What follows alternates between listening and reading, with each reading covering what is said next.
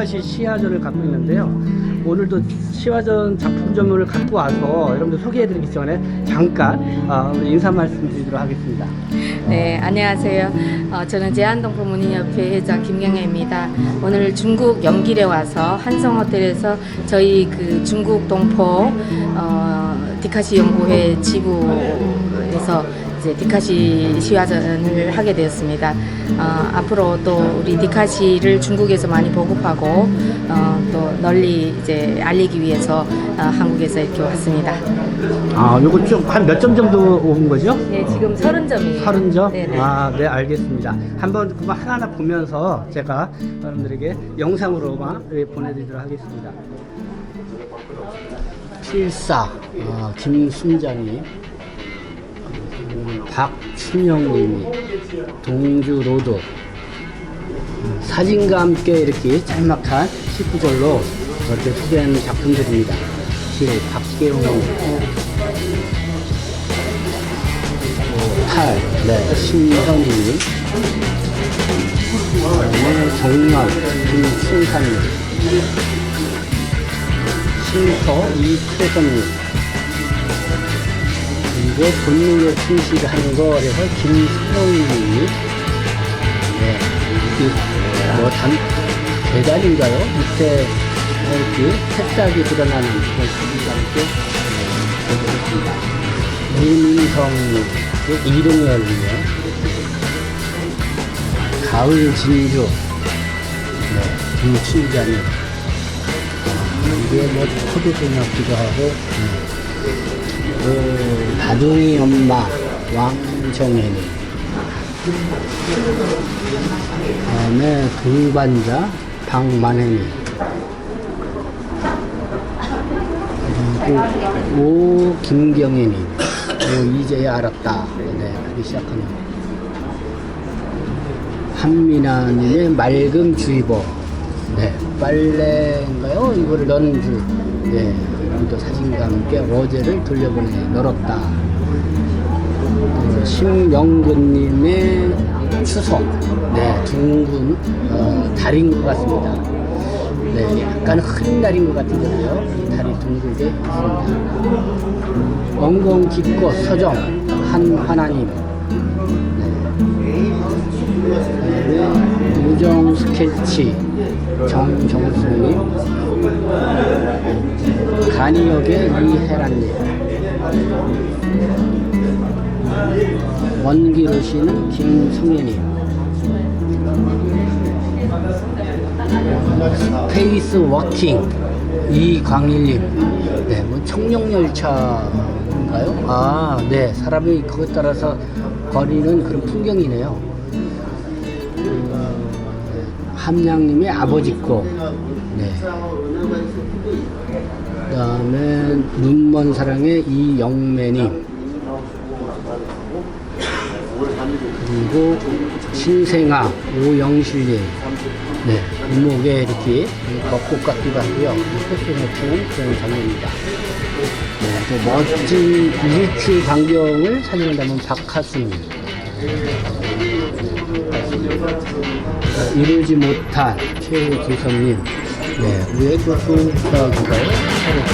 미국에 끼어났는데, 네, 부인님이 공착이라고 하는 최춘나님, 네, 장문영님이 모정,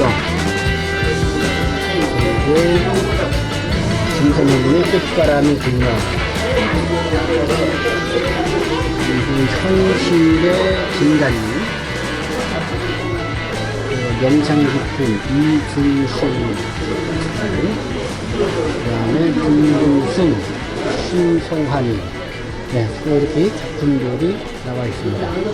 상강포럼 우리 학술 세미나에서 우리 한국 디카시 동포협절 회장님이신 김경애 회장님이 주동이 되셔서 이렇게 오늘 우리 연길 한성호텔에서 세미나를 하면서 또 이 동포들이 열심히 그냥 일상생활을 사시면서도 삶의 아름다움을 놓치지 않고 그것을 사진으로 남기고 또 글로 네.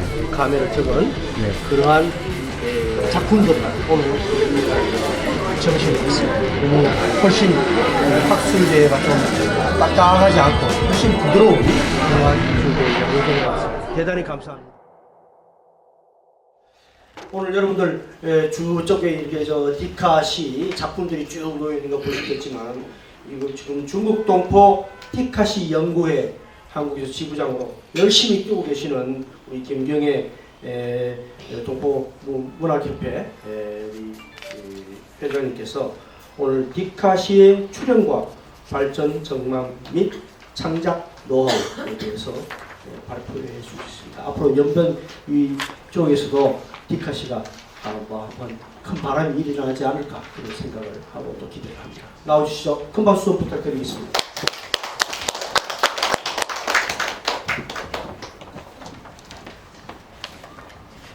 네, 안녕하세요. 제한동 부모님협회 회장을 맡고 있는 김경애입니다. 지금 그 작년에 그 한국 디카시 협회로부터 중국 동포 디카시 연구회 지부장을 맡고 있고요. 우리 오신 분들 보다시피 저희 그 작품들이 전시되어 있습니다. 좀 이따 시간 되시면 보시고요. 오늘 이렇게 먼 길을 마다하지 않고 오신 여러분들 너무 감사드리고 상강 포럼에서 저에게 이런 기회를 주셔서 제가 한국에서 이제 연길까지 와서 우리 문인들과 여러분들께 디카시에 대한 소개를 할 수 있는 기회를 줘서 너무 감사드립니다. 먼 길 오시느라 고생하셨고요. 조금 피곤하더라도 이 시간을 마치고 점심 식사 같이 하겠습니다. 네. 디카시메라로 본인이 찍은 사진에 오행 이내의 원수를 얻는 그런 새로운 장르입니다.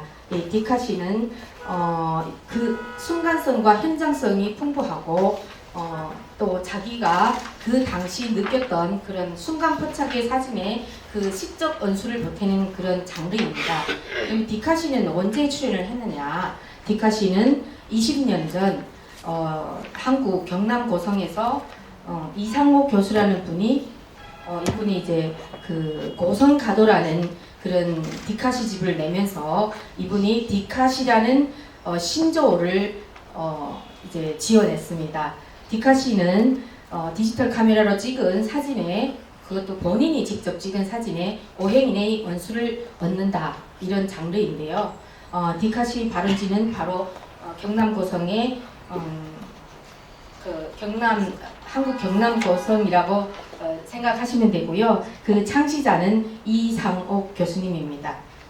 그리고 이제 그 해를 거듭하면서 전에는 우리 폴드폰으로 사진을 찍고 디지털 카메라로 사진을 찍었는데 지금은 스마트폰이 이제 많이 발전을 하면서 지금 화질이 디지털 카메라를 장착하고 있기 때문에 화질이 엄청 좋습니다. 그래서 디카시는 아무나 창작할 수 있는 그런 시대가 왔습니다.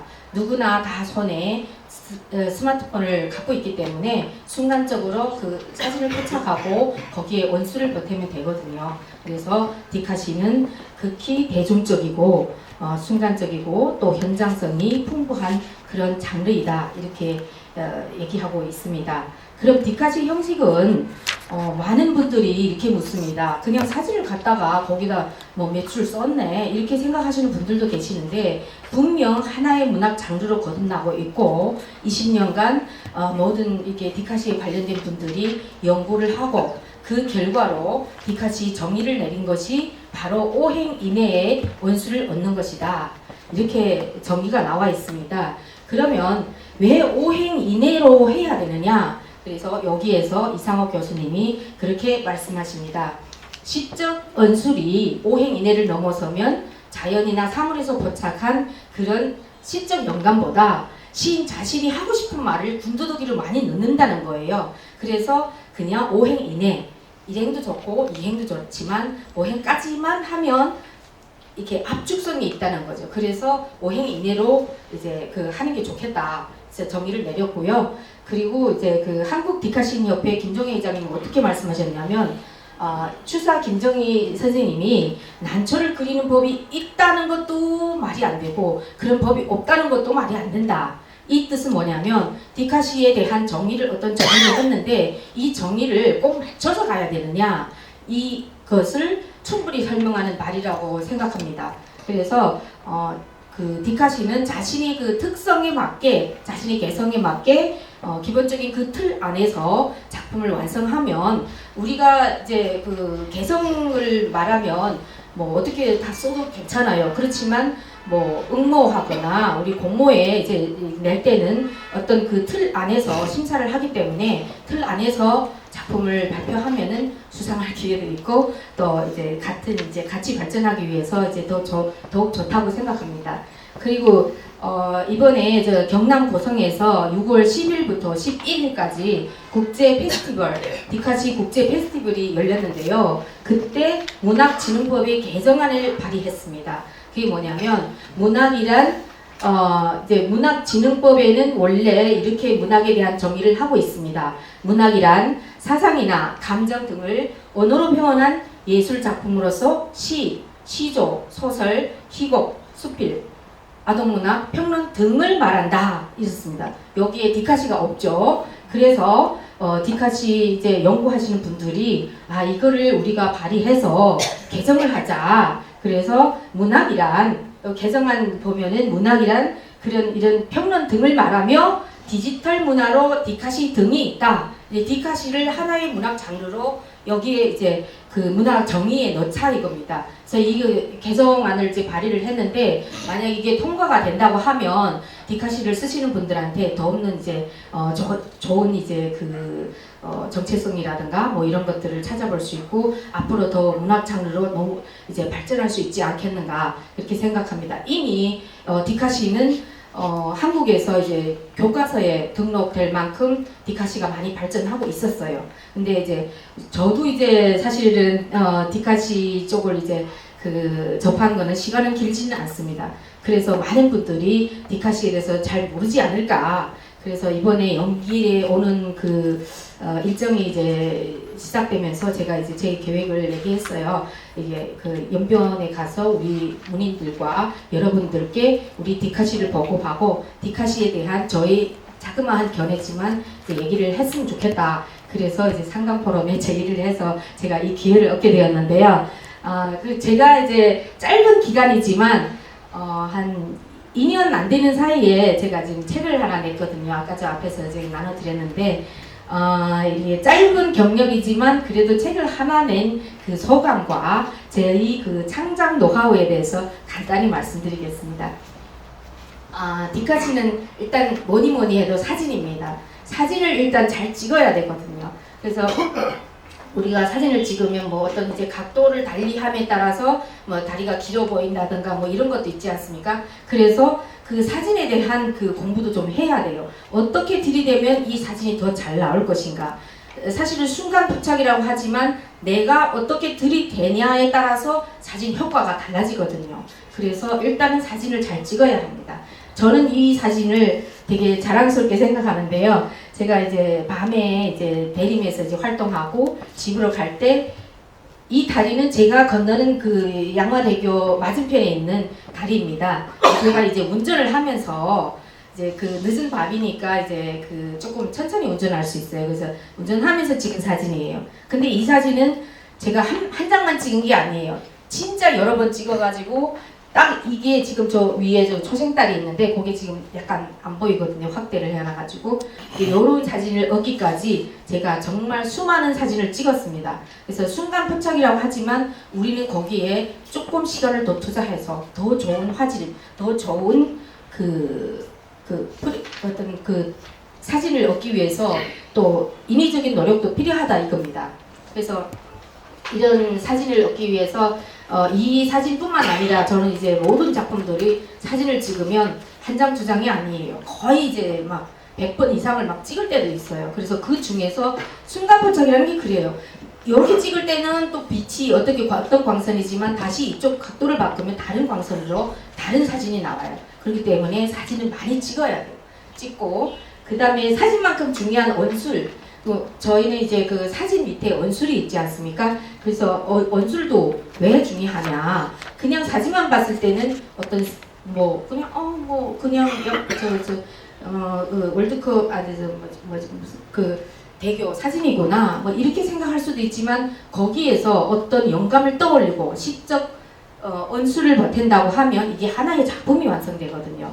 그래서 저는 이제 언술도 많이 중요하다고 생각하는데 순간포착에 그 당시에 이제 언술이 딱 맞아떨어진 언술들이 바로바로 나온다면 얼마나 좋겠습니까? 근데 그렇지 않습니다. 사진을 봤을 때 내가 찍었지만 그 사진에 바로바로 언술이 나온다는 거는 정말 대단한 능력이 있을 때 한 100편에서 한 5편 정도? 그래도 대단하다고 생각합니다.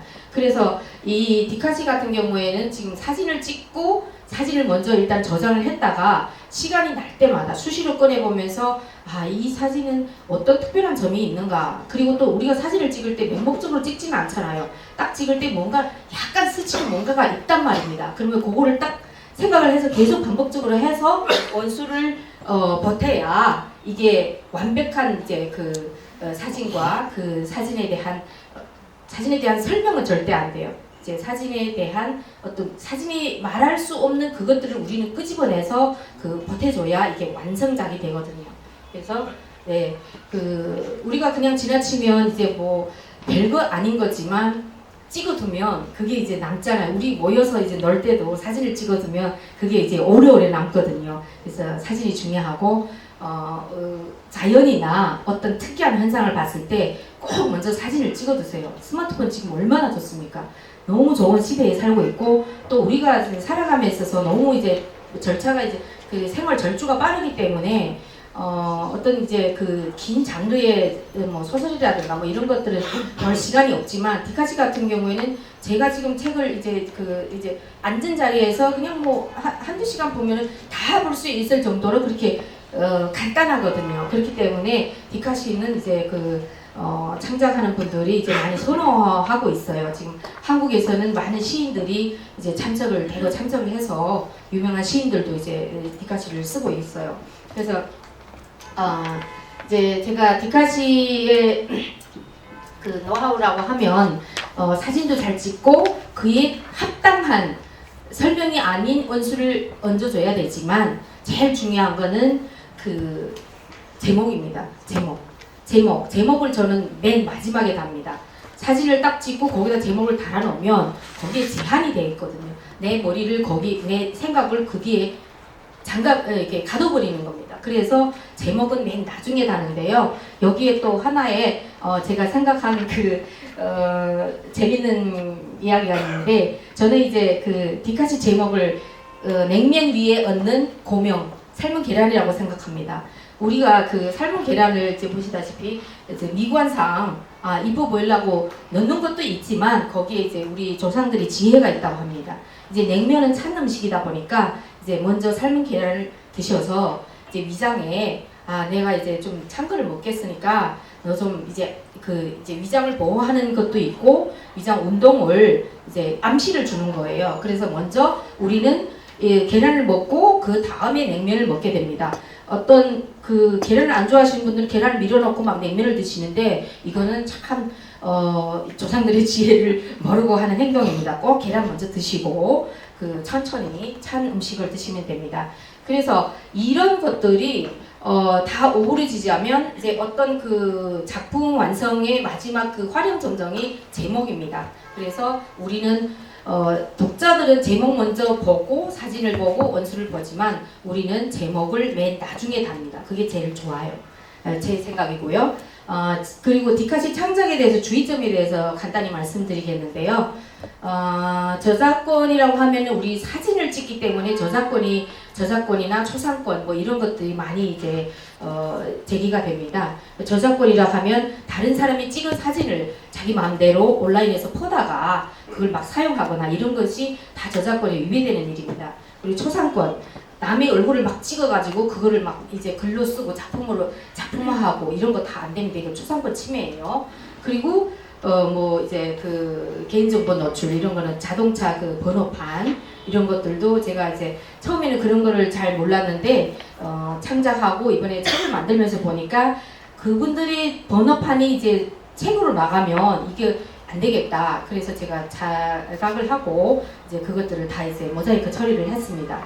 요 사진을 보면 어떤 봉인데요. 그 끝부분을 망치로 두드린 거죠. 이 사진을 제가 찍을 때 오독시그리 하잖아요. 이제 저녁이었어요. 초저녁인데 길을 가는데 어떤 골목에서 아저씨가 점퍼 앞에서 나와가지고 망치로 이거를 두드리는 거예요. 답답하게 만드느라고. 근데 두드리는데 제가 그때 충동을 딱 받은 거예요. 아, 이거 찍어야 된다. 찍어야 된다. 머릿속은 찍어야 된다고 생각하는데 손이 안 움직이는 거예요. 겁이 나서. 나 저 사람 찍으면 안 되지. 초상권 침해잖아요. 그래서 이러다 보니까 순간 포착을 못했어요. 그러나 그분이 들어가고 나서 제가 얘한테는 초상권 저한테 안 물어볼 것 같아서 찍었어요. 그래서 찍고 나서 여기에 대해서 제가 작품을 하나 완성했거든요. 그래서 우리는 이제 그 작품을 쓰면서도 항상 저작권, 초상권, 그 개인정보 노출 요거 염두를 두고 사진을 찍어야 됩니다. 그리고 이 사진은 제가 어떤 그 생각이 떠올라서 해바라기 사진을 찍었는데 그 해바라기에 대한 이제 그 언술은 나왔어요. 근데 사진이 도저히 마음에 안 드는 거예요. 근데 계속 고민하면서 해바라기만 찾아다니면서 사진을 찍었어요. 찍었는데 이게 초창기 때인데 찍다가 이제 어떤 그 지인분이 이제 그 사진을 올린 거 보니까 이제 그 해바라기 사진이 너무 좋더라고요. 그래서 전화를 했어요. 나 이 사진 쓰면 안 되겠냐? 쓰라고 그러더라고요. 그러더니 저한테 딱 한마디 해줬어요.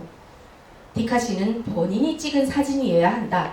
만약 다른 사람이 사진을 갖고 오면 거기 아래에 누구누구 촬영 이렇게 써야 된다 그러더라고요. 그래서 제가 120km를 달려가지고 이 사진을 찍으러 갔다 왔어요. 그래서 얻은 이 사진이고 여기에서 해바라기들의 반란이라는 작품이 나왔습니다. 그래서 뭐 이런 것도 이제 어떤 한 작품을 위해서 그런 수많은 노력도 필요하고 또 한다고 생각하면 꼭 해야 되는 뭐 그런 게 있습니다. 예. 그래서 그리고 제일 중요한 거는 디카시에 대한 그 표절 문제인데요. 이게 작품이 이제 장르상 짧고 간결하기 때문에 표절의 그 위험에 많이 노출되어 있어요. 왜냐하면 사진도 그렇고 사진도 어떤 사람은 이제 이런 사진을 찍었는데 딱 보고 나도 저걸 찍어야지 하고서 따라서 찍는 거예요. 따라서 찍고 다른 데서 자기가 찍었지만 거기에 대한 원술도 같다. 그러면 이건 완전 포절이에요. 그렇기 때문에 내가 찍은 사진이라고 하더라도 남의 사진을 보고 모방을 하고 거기에 원술이 약간만 틀리면 되는데 거의 비슷한 원술이 나왔다. 그러면 폐기하고 처음에 먼저 발표한 사람이 작품을 우선시하고 이런 미덕도 좀 필요합니다. 그래서 그 디카시의 그 어떤 그 창작에 있어서 뭐 제 짧은 노하우와 그 주의점에 대해서 말씀드렸고요. 제가 이제 이번에 그 디카시 집을 출간을 했는데요. 제목이 수시로 떠나는 디카시 여행입니다. 우리는 이렇게 살아가면서 그냥 이제 바쁘게 살다 보니까 주위를 이제 잘 안 보게 돼요. 그러나 디카시를 창작을 하게 되면 주위를 살피게 되거든요. 그래서 하나의 돌멩이라도 그렇고 어떤 자연 경관이라든가 나무 뭐 이런 것들 하나하나 놓치지 않고 사진을 찍어둡니다. 그러면 거기에서 스스로 뭔가를 깨닫고 또 거기에서 다른 사람한테 뭐 뭔가를 나눠줄 수도 있고 자신이 스스로 힐링도 하고 뭐 치유도 하고 뭐 그런 어마어마한 그런 매력이 있습니다. 그래서 디카시 집을 제가 이번에 출간하면서 사실은 디카시가 이제 순간순간 쓰다 보니까 작품이 자기가 얼마 썼는지도 몰라요. 그래서 이번 기회에 제가 한번 이제 수집을 해봤는데 108편을 이제 뽑아가지고 지금 이렇게 책을 냈는데 참 이 책을 낸다는 게 이래서 모든 작가들이 책을 내는구나 이런 생각 들었어요. 왜냐하면 이 책을 내면서 제가 많이 성장했거든요. 한 책을 내면서 이 작품에 대한 그 교정과 그리고 주위에서 주는 격려 그런 메시지들 너무 좋았어요. 그러면서 스스로 스스로 이제 이렇게 높은 단계로 한 단계 올라가는 그런 계기가 됐어요. 그래서 앞으로도 여러분들도 작품을 쓰면 꼭 디카시 집 출판하고 디카시 집 출판할 때는 저기 앉아 계시는 저 이동률 대표님 도서출판 바닷바람 사장님이세요. 맡기면 진짜 책 이쁘게 만들어 드립니다. 제 얘기 꼭 하세요. 그러면 또 좀 싸게 해드릴 수 있어요. 그리고 우리 디카시 발전, 이 디카시가 지금 거의 20년, 내년이면 20주년이거든요. 디카시 창시로부터 시작해가지고. 근데 이제 고성에서, 자그마한 고성에서 시작한 이 디카시가 한국 전역을 휩쓸었어요. 이미 교과서에도 올라갈 만큼 그렇게 좀 그 인지도가 높아졌고, 중국, 미국, 캐나다, 인도, 인도네시아, 베트남, 세계 각곳으로 확산되고 있어요. 확산되고 있고, 이미 중국에서도 많은 분들이 창작을 하고 있어요. 그리고 우리 한국 디카시인 협회는 경남 지부, 제부 지부, 대전 충남 지부, 중국 동포 지부, 경북 지부, 부산 지부, 미국 각주의 지부들을 설립하고 있어요. 저희도 지금 여기 중국 동포 지부로 인준을 받았습니다. 그래서 앞으로도 같이 이제 창작을 하고 좋은 활동들 많이 하면서 디카시에 관한 그런 그 공유도 같이 하고 그렇게 하는 걸로 하고, 이제 디카시는 순간포착과 시 절묘한 만남이라고 제가 이제 지어낸 말입니다. 참 좋은 게 어떤 것들을 두 가지를 합하면 큰 시너지가 일어나요. 그래서 아마 이제 그 우리가 남녀가 같이 모여서 결혼하고 사는지도 모르겠습니다. 어떤 그런 게 있어요. 그래서 이 두 사진만 보면은 그냥 그렇지만 원술이 들어갔을 때 엄청난 시너지를 보내준다는 거예요. 그래서 앞으로 여러분들도 이번 저희 이제 그 짧은 지식이지만 이제 공유한 거를 들으시고 저기 있는 작품들을 보시고 앞으로 또 디카시에 많이 이제 행렬에 참여하셔가지고 주위 분들한테도 많이 얘기해 주시고 디카시에 대한 이제 같이 보급을 하고 같이 발전시키는 그런 여러분이 됐으면 좋겠습니다. 그리고 딱 한 가지 더 말씀드릴 거 있는데요. 어떤 유명한 시인이 저한테 이러더라고요. 디카시? 그게 무슨 시냐? 그러시더라고요. 그래서 맞습니다. 디카시는 시가 아니에요. 그렇기 때문에 하나의 문학 장르로 발휘를 한 겁니다. 왜?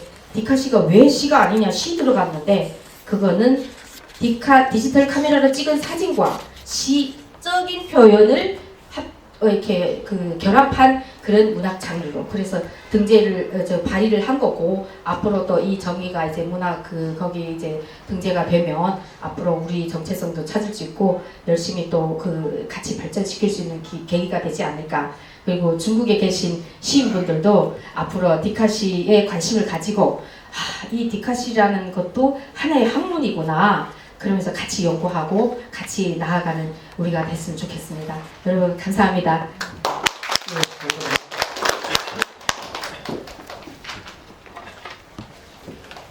네.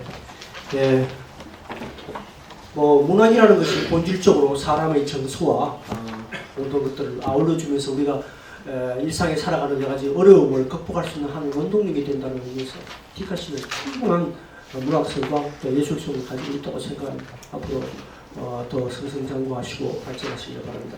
자, 그래서 마지막 발제로 이동열 동북아신문 대표께서 제한조선족 사회의 발전과 동포단체 역할, 한국에 지금 참여하고 있는 동포사회 전체적인 것을 조망하는 그런 글을 주셨습니다. 발제에 나오실 때 큰 박수 좀 부탁드리겠습니다.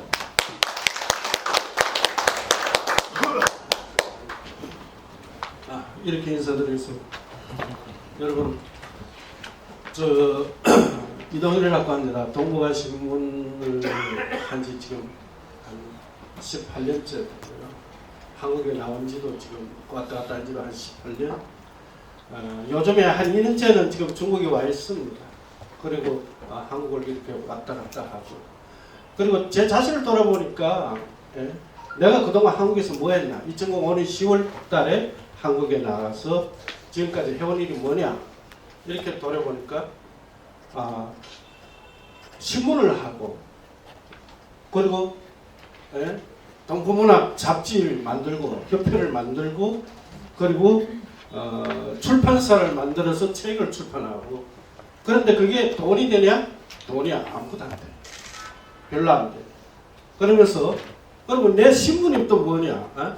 교사로부터 시작해서 설안에서 출생해서 용정에 와가지고 또 있다가 또 그다음에 길림에 여기 연계에다 혹을 붙였다가 또 저 어디래요? 한국에 가서 있다가 지금은 또 목동강에 살다가 이게 신문이 오락가락해지고 다양해지고 복잡해집니다. 그러니까 우리 한국에 지금 나가 있는 존족이 한 80여만이 되는데 그분들도 역시 나와 마찬가지로 이런 경력을 겪고 있지 않나, 예? 이런 삶을 겪고 있지 않나 이렇게 생각을 합니다.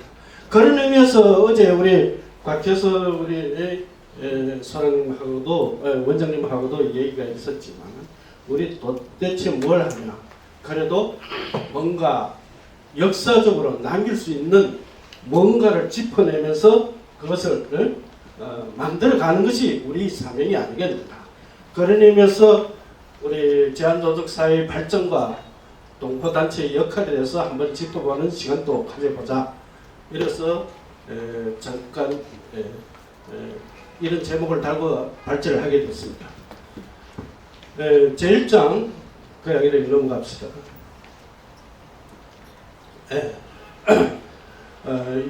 이번 발제의 목적은 동포단체가 어떻게 형성됐고 그 어떻게 역할을 해왔는가, 그리고 우리 동포단체들이 제한성은 무엇인가, 또 어떻게 발전해야 할 것인가 여기에 대해서 짚어보는 시간을 갖도록 하겠습니다. 1988년도 서울올림픽이 개최됐습니다. 그때 한국은 산업적으로 폭발적으로 발전을 이루게 됐습니다. 그렇게 인력이 많이 수요되는 이때죠. 이때부터 시작해서 한중 수교가 이루어지면서 동포들이 이 벽을 넘어서 점차 이제는 한국으로 진출하게 됐습니다. 그런데 그 한국에서는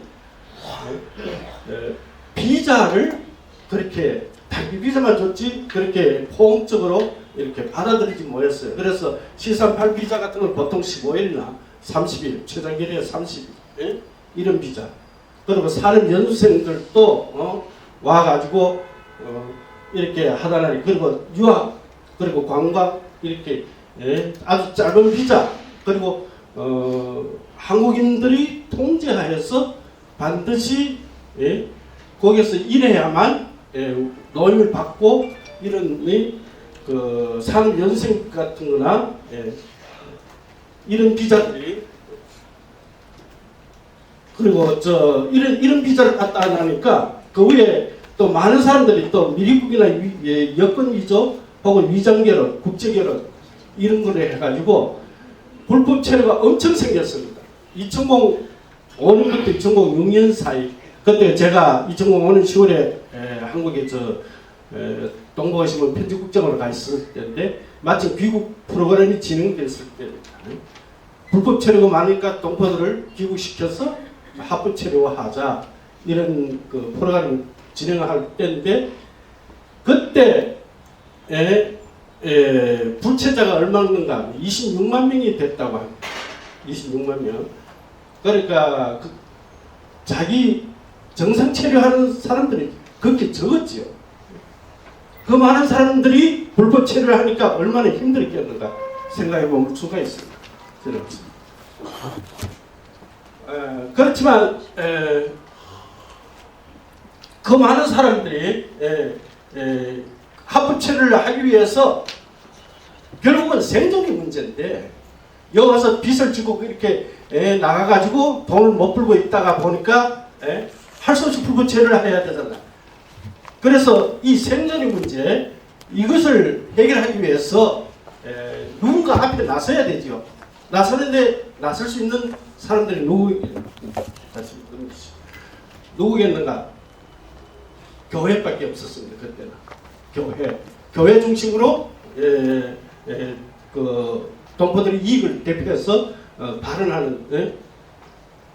그래서 여기 보면 서울 전적교회하고 중국 동포교회 이 사람들은 모두 서울 전적교회는 전적의 친구들이라는 타이틀로, 그리고 중국 동포교회는 중국 동포의 집이라는 타이틀로 동포들을 묶어가지고 그다음에 그 NGO들이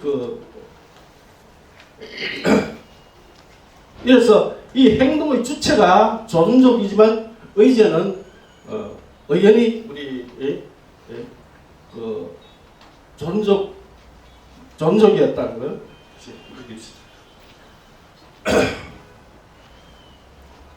그러니까 역사를 보면 2000년 6월에 강제 추방을 반대해서 시민단체가 94개 시민단체가 항의해서 1,000명이 가서 시위행진을 하는 이런 시위행진이 벌어졌고요. 2003년에는 또 1,000명, 2002년 7월 15일 또 한 1,500명, 이런 사람들, 이렇게 많은 사람들이 모여서 법무부에 항의하는 이런 투쟁을 벌여왔습니다. 그리고 2003년 8월에 귀국 프로그램이 발표됐는데 너 귀국하겠나 안 하겠나 이렇게 물으니까 귀국 안 하겠다는 사람들이 한 50%가 됐습니다.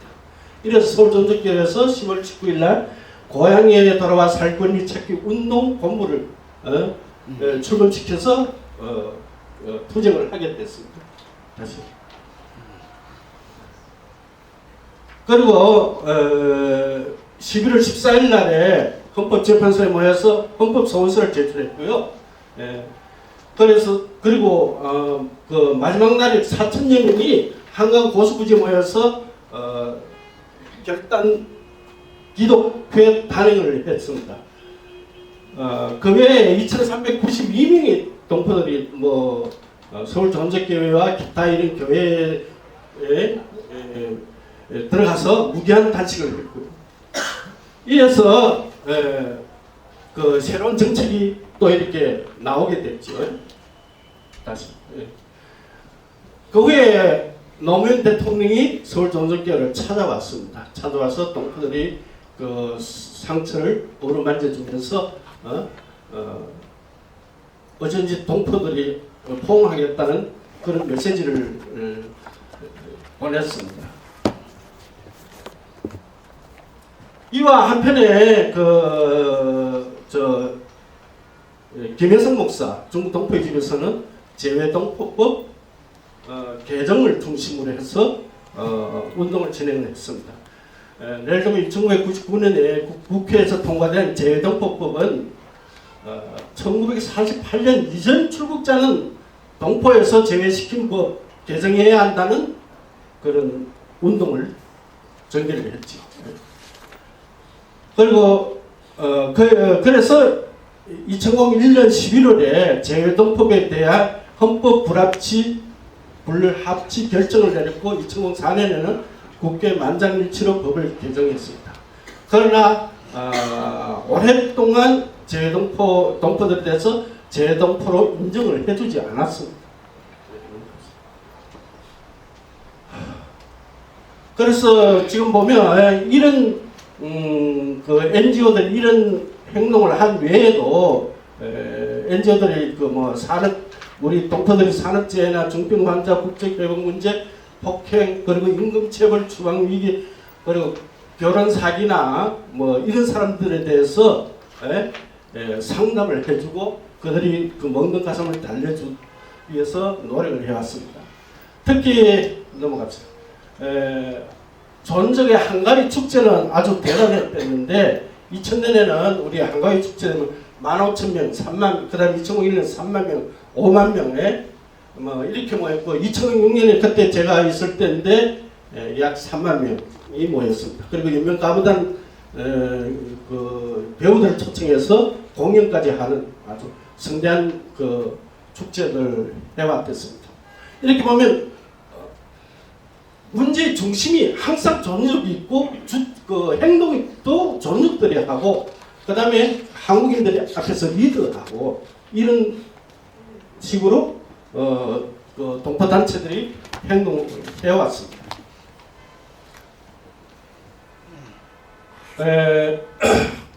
전적 단체의 출범에 대해서 간단히 짚어보도록 하겠습니다. 전적 단체는 1995년도에 보면 중국 노동자협회가 처음 설립됐고 2000년도에는 제한존속연합회, 2005년에 귀환동포 총연합회가 설립됐습니다. 귀환동포 연합총회에 있을 때 제가 들어가 있었을 텐데 그 후에 2008년에 제한동포 연합총회가 설립됐고요. 지나갑시다. 그리고 존역을 상대로 한 신문사들이 상당히 많았는데 2000년에 벌써 한림교류신문이 나왔고 그리고 2001년 4월에 동북아신문이 창간됐고 창간 준비호를 냈고 10월에 정식 창간됐고요. 2003년 11월에 동북아신문 인터넷신문이 나왔고요. 그리고 2003년에 전국 동부타운신문, 그리고 신화보사, 한중상보, 그리고 한중법률신문, 그리고 특히 2009년에 보면 중국에서 흥릉강 신문이 한국지사가 거기 또 설립돼요. 이런 것들은 어떻게 보면 그때는 한중 관계가 확실히 좋아지는 이런 단계에 있기 때문에 이런 신문들이 활발히 창립될 수 있었다고 볼 수 있습니다. 그다음에 제2장을 보면 우리 방언체육제가 2007년 3월 4일 우여곡절 끝에 실행이 됐는데 이게 실행되면서 비교적 안정적인 비자들이 점차 나오기 시작했습니다. 유학 비자나 재외동포 비자나 영주권 비자 이런 것들이 나오면서 동포들이 안정적인 삶을 살기 시작했습니다.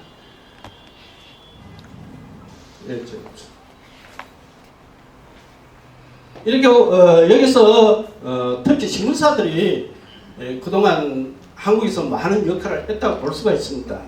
그 원인을 보면 우리 한중 관계가 화해 모드가 형성됐고 이명박 박근혜 사드 배치 전에 합법적 활동에 대한 목소리가 높아지고 조선족 상대에서 각종 서비스 대행사들이 광고업들 이런 것들이 활성화되어 있습니다. 그래서 쭉 보면 중국 동포타운신문, 중국 동포신문, 동포세계신문, 한중상보 그리고 2012년에 제가 5월에 동북아신문을 인수했죠. 그때 인수됐고요. 그리고 동포투데이신문 그리고 12년에는 길림신문 해외판이 나왔고요. 중간신문, 동포시대 잡지도 나왔고 지나갑시다.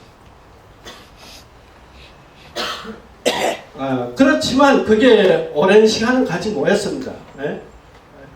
보면 보통 온라인, 오프라인 신문이 이렇게 만들어졌지만은 그 후원이 점차 끊어지고 그리고 한중 관계가 긴장해지면서 그 광문하는 사람들이 점차 줄어드니까 길림신문이나 흥명신문들이 본사에서 지원을 끊어버리고 후에 다 철수를 하기 시작했습니다. 그리고 여기에 중앙신문이나 한중법률신문이나 한중교류신문이나 중국 동포타운신문 이런 것들은 발간이 지금 중지되고 있는 상태고요.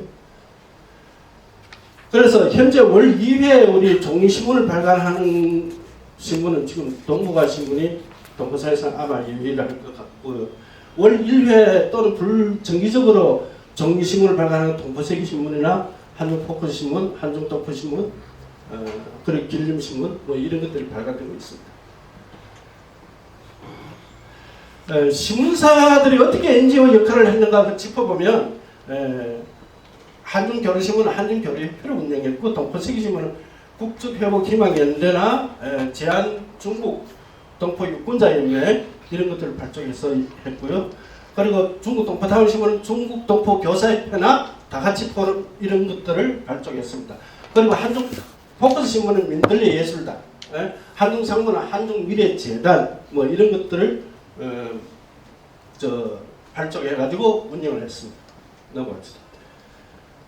여기서 우리 김용필 대표님이 운영하고 있는 동포세계신문을 우리 특별히 좀 짚어봐야 될 것 같습니다. 어떻게 보면 좀 현실에 입각해서 동포사회 이슈나 초점에 아주 심도 있게 취재를 하고 있습니다. 그리고 특히 동영상, 요즘 현실에 맞는 동영상들을 제작해서 그 영향력을 행사하고 있고요. 또 한민족 방송에 연대 나가서 부지런히 특집 방송도 하고 그리고 뭐 상강 포럼이나 뭐 이런 데 참여를 해서 어쨌든 홍보, 할 세미나, 주최 뭐 이런 것들을 많이 하고 있는 것 같습니다. 앞으로도 좀 많은 동포사회에 대한 지지를 바라겠습니다. 그리고 제가 뭐 동북아 신문이 있다고 해서 어떻게 보면 좀 내홍보하는 것 같은데, 그러나 지나온 것들을 한번 돌이켜보는 것도 좋을 것 같습니다. 그래서 2009년부터 16년 사이에 우리 신문사에서 지금 한중지성인이 밤을 개최하고, 그래서 고마운 한국인상과 중국동부 지성상을 시상하고, 이럴 때는 한 250명 내지 300명들이 참여를 했었습니다. 한국인 한 100여 명, 뭐 동포들 150명 이렇게. 그리고 2014년에 한중문화예술교류협회를 발족하고, 그리고 뭐 서예 그림 전시 이렇게 한중간에 그 서울시청에도 그림 전시 같은 것도 하고, 우리 신현산 서예관은 또 거기에서 수고를 많이 했습니다. 그리고 2012년 8월에 제한동포, 제가 원래 소설을 쓰고 계속 그거 하다 보니까 제한동포 문예협회를 발족했고, 그걸 또 10년간 끌어오다 보니까 동포문학 13회, 동포문학 13호 이런 출간하고, 그리고 회원들이 저서 뭐 이런 게 45 출간했습니다. 그리고 동포문학상, 서울국제문학상, 장믹상 문학상 등을 시상했고요. 그리고 19년 5월에는 제한동포문학연구회를 발족하고, 그래서 제한동포문학연구회 문인협회를 제한소설 작가협회라는 타이틀을 가지고 좀 세계로 나가보자, 한국에서 우리 문학을 만들어가보자 하는 그 포부를 가지고 지금 일을 진행하고 있습니다. 어떻게 보면, 그리고 조금 더 한 가지 짚고 날 것은, 제한동포문학연구회에서 우리 회원들이 대림 칼럼을 계속 쓰고 있는데 지금 100권 7회까지 나왔어요. 대림 칼럼은 이게 박사, 석사, 뭐 주요 이런 우리 동포 지성인들이 쓰는 칼럼이거든요. 좀 인기가 있는 것 같습니다. 자, 그러니까 이게 한중문화교류 밤 때 행사 때의 그 사진이고요. 넘어갑시다. 이거는 중국 동포 지성인방 고마운 한국인상 그거 할 때 사진들. 그리고 우리 동포문학 13호 사진 넘어갑시다. 그리고 여기 제3회 한중문화교류 예술대전 때 이게 그 서울시장을 지내신 박원순 시장 또 보이죠? 지나갑시다. 그리고 매년 우리가 제한전통문학 세미나를 갖고 있고요. 2019년도는 연면대학과 연면작가협회가 합쳐서 여기서 또 우리 큰 세미나를 가졌습니다. 그리고 우리가 지금 중국 신문 주간 한글판 차이나 위크 잡지를 격월간을 지금 발간하고 있는데, 이것도 국가급 잡지입니다. 국가급 잡지 계속 하고 있고, 그리고 한 일본 지사 뭐 이래서 한중일 협력에 기여를 하고 있습니다. 자, 지나갑시다. 이게 죄송하지만 이게 제가 너무 동북아 신문을 홍보하다 보니까 결국은 여기 동포세계신문이나 모든 신문들이 구심점이 그 이야기를 여기서 해주는 겁니다. 그리고 두 번째는 제한론적 단체의 발족과 포럼의 역할. 여기에서 우리 특히 우리 여기 곽재석 우리 원장님 감사를 드리는 것은 2007년에 그 동포 외국인 국적 동포까지 거기에 그 법무부에서 과장으로 있다가 방문 취업제 그 수령을 책임지고 하시다가 2009년에 대림동에 와서 한국 위주 동포 연구 개발원을 했고, 그 후에 13년에는 한국 위주 동포 개발 연구원의 명칭을 바꾸고 이주와 통합 잡지를 내면서 시종일관하게 지금까지 동포 사회와 융합을 해오면서 동포 사회를 위해서 지성으로 그걸 이끌어 나가는 그 역할을 하고 있다는 거. 그러면서 박수 한번 주시죠. 네, 지나갑시다. 그리고 여기 다같이 포럼에 조금 충실을 우리가 해야 되는데, 2013년 3월 30일에 다같이 포럼을 할 때 김정룡 대표 동포사회 현안 문제를 어떻게 해결할 것인가, 이것을 우리 구로문화재단이나 서남권 글로벌 지원 서울 서남권 글로벌 주민지원센터의 후원을 받아서 연 5회 정도 계속 하고 있습니다. 네, 지나갑시다. 이거 제한조정문학 세미나는 이미 얘기했으니까 지나가도록 하고요.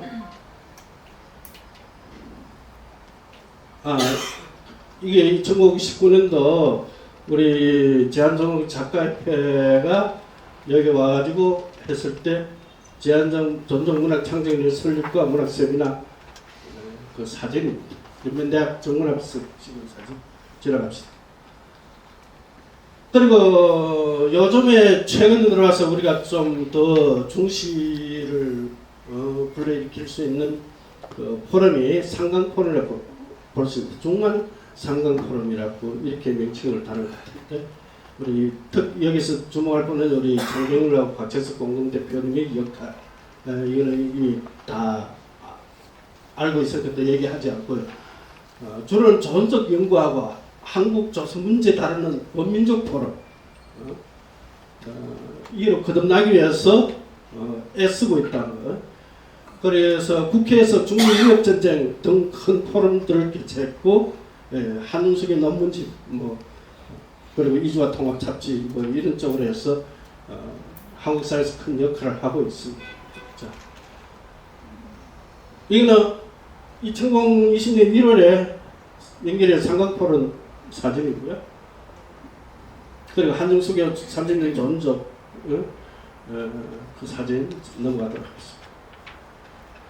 이래서 포럼의 경우는 정치, 법률, 사회, 문화, 문학 등 커뮤니티가 형성을 만들고 제한 동포 사회와 한국 사회 한중 간의 내재한 문제 해결 그리고 그 대안, 실마리 이런 걸 제시하기 위해서 그리고 또 소통과 협력 공생장을 만들기 위해서 이렇게 진행을 하고 있다는 거.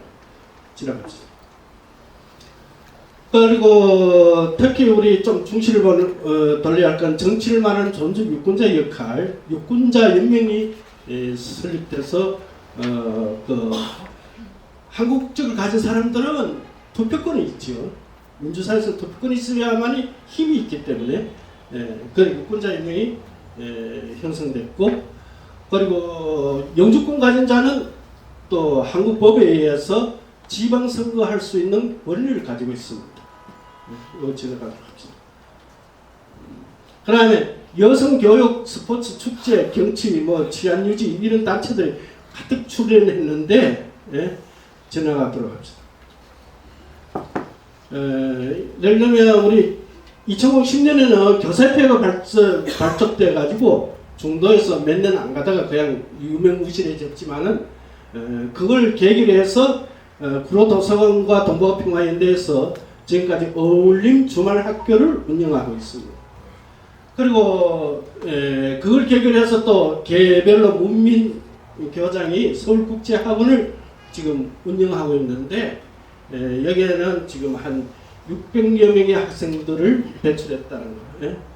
그리고 근대나 이런 근대 입구나 이런 데 보면 우리 중국 동포 상인회들이 우리말 주말학교 존적 자녀들, 중도 입국 자녀들을 모아놓고 이렇게 운영하는 학교들이 있습니다. 자, 지나갑니다. 스포츠 축제 행사가 확실히 큰 행사들인데 보통 보면 우리 추석이 되면 우리 동포들이 모여서 이런 축제 행사를 갖습니다. 그래서 특히 여기 한마음교회가 2006년부터 축제 행사를 가졌거든요. 그리고 2022년 10월 7일에 제한동포 경제연합회에서 제13회 백공3회 전국 체육대회에 참석하여서 축제 행사를 가졌다는 거예요. 지나갑시다.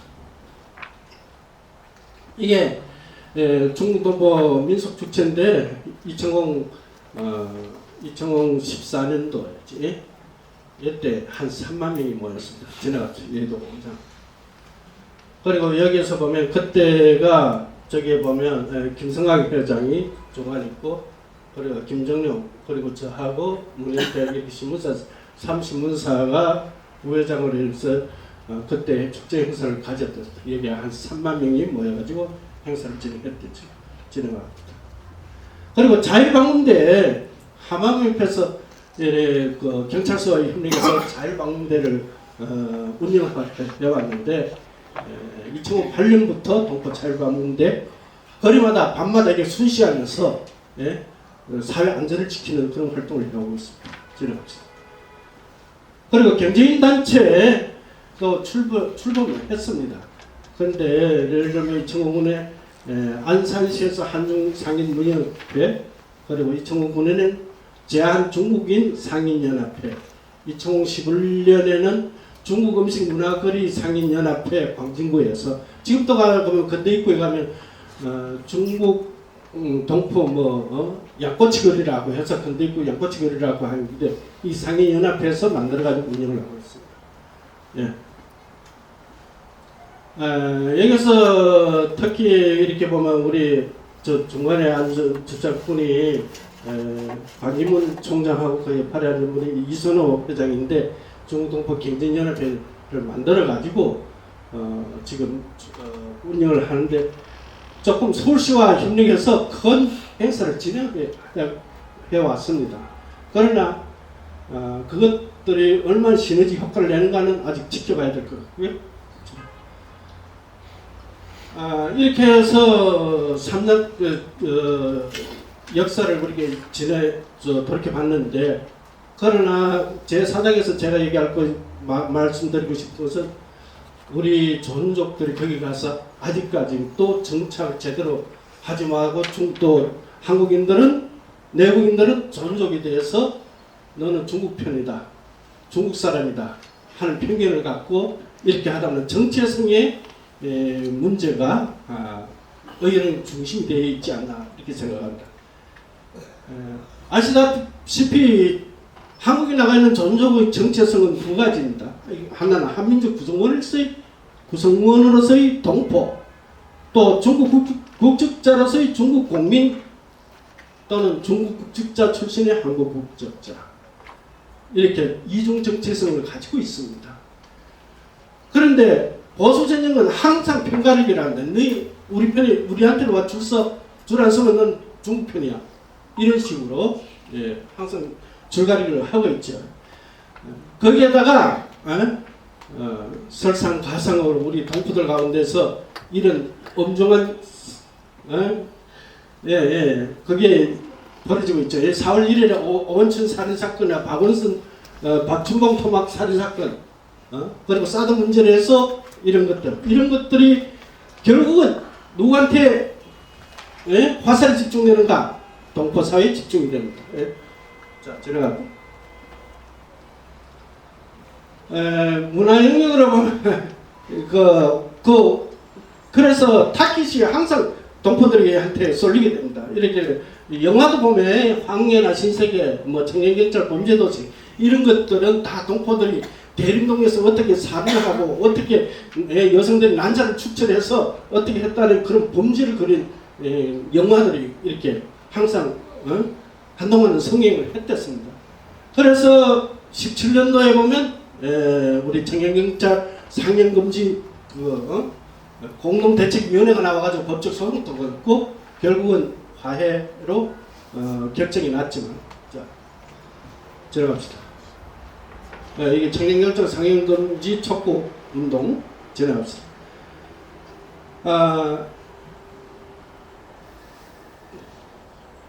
이제 결속이 됐는데,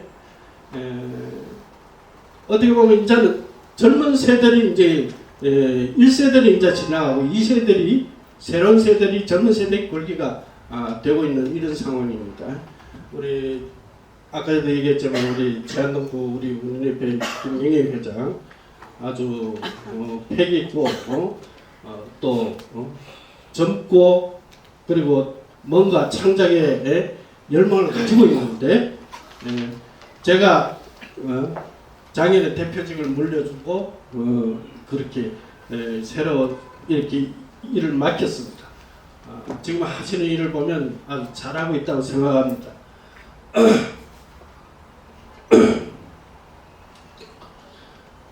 이외에도 보면 지금 젊은 세대들이 기업가들이, 예를 들면 귀한동포 연합총회 같은 경우는 제8기 회장의 김어린 기업가가 당선되었습니다. 그런데 아직 이 젊은 세대들이 예? 지나간 세대와 이게 융합이 잘 안 되고 있는 이런 점. 그리고 아직까지 젊은 세대들이 리더의 역할을 잘 하지 못하는 점. 그분들이 뭔가면 지식이나 사회적인 경험이나 사회를 이끌어 나갈 수 없다는 그런 조금 안타까운 이런 점들도 보이고 있습니다.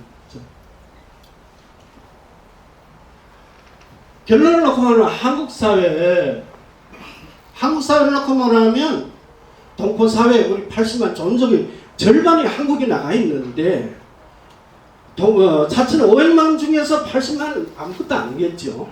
그러나 모아놓으면 그건 아주 방대한 숫자라고 이렇게 보면 되겠습니다. 그러니까 한국 사회를 놓고 말하면 조선족의 이중 정체성에 대해서 너 수용해 주냐 안 해주냐 이 문제가 관건인 것 같습니다. 네? 너는 저 하면 한국과 중국이 이렇게 모순이 생기면 너 중국 편이지 이런 식으로 해버리면 이거는 영원히 수용이 안 되는 문제죠.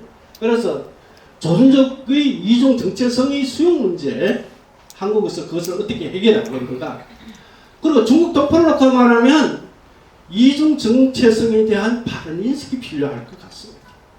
내가 조선족이라고 당당해져야 되지. 그리고 또 한민족이라고 또 당당해져야 되고 남들이 뭐라 한다고 어치지 않고 또 뜯어야지. 그런 거 너 중국 동포도 중국인이지 소리치지만은 그래도 우리는 한민족이잖아. 이런 포용성을 갖는 것도 중요하다고 생각합니다. 그리고 전족 사회를 놓고 말하면 연합체 형성 구심점이 작동하자면 어떻게 해야 되겠는가 이렇게 한번 생각을 해봐도 전족 사회 일본의 경우에는 정말 힘있고 지식있고 이런 사람들이 연합체를 만들어 가지고 그랬는데 아직까지 우리 한국은 다 우리 무슨 총연합이요 무슨 연합총회예요 이런 타이틀은 다 쓰고 있지만은 하나도 연합이 안 돼요. 연합이 안 되고 다 제바꿔. 네? 아까 봤지만 청년경찰 같은 경우만은 어쩌다 이런 경우가 나올 수 있는데 이래서 전적 유지 인사 한국 주류 사회의 진출 이게 중요한 것 같고 거기 다시 진출했다고 전적 사회 잊지 말고 다시 돌아와서 전적 사회를 위해서 공부해야 된다는 이런 인식이 필요할 것 같고 그리고 사업가, 학자, 사회운동가, 단체장 이런 소통과 연합, 리더 이런 것들이 필요할 것 같고 그리고 중국 국내에서는 아예 제한전적에 대해서 관심이 없지요. 관심이 없어요.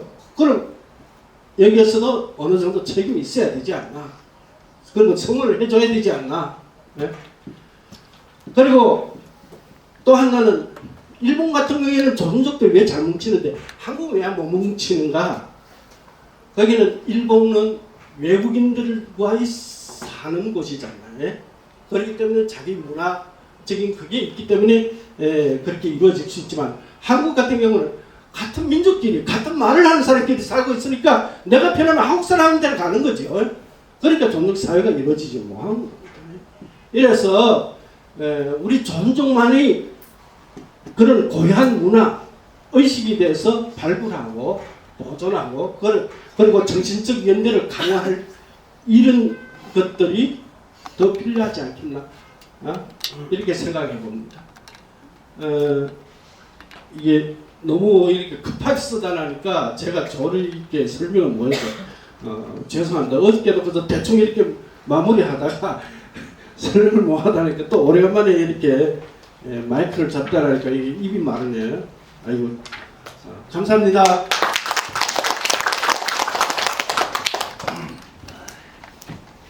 네, 굳이 말씀 안 하셔도 우리 이동열 동부하시는 대표님께서 한국에서 하셨던 그 일들이 지금은 비록 빛이 안 난다 할지라도 언젠가는 빛이 나고 그 움직였던 역사들이 기록으로 남아서 우리 후세들에게 새로운 의식과 또 자기 발전의 밑거름이 되지 않을까 그런 생각을 합니다.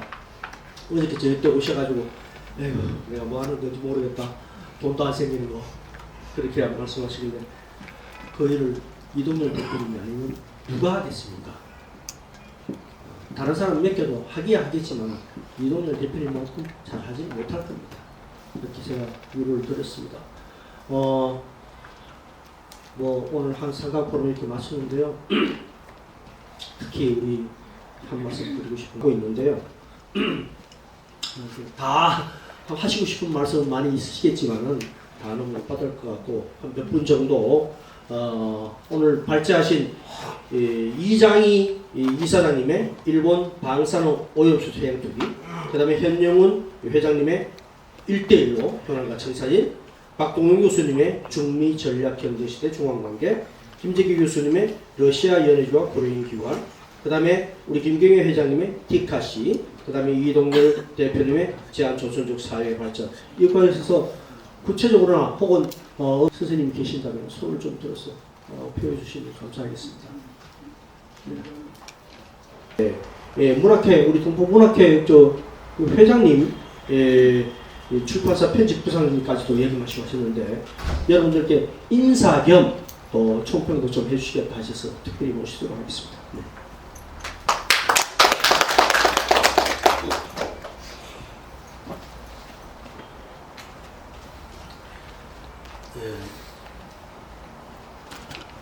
시목문학회 회장으로 맡고 있는 김현순 인사드리겠습니다. 오늘 이 상강 포럼 참 좋은 모임이라고 생각합니다. 상강 포럼 알고 보니까 여러 차례 행사도 있었지만 오늘 처음 참석하게 돼서 너무나도 늦게 이 좋은 모임에 참석했다는 데 대해서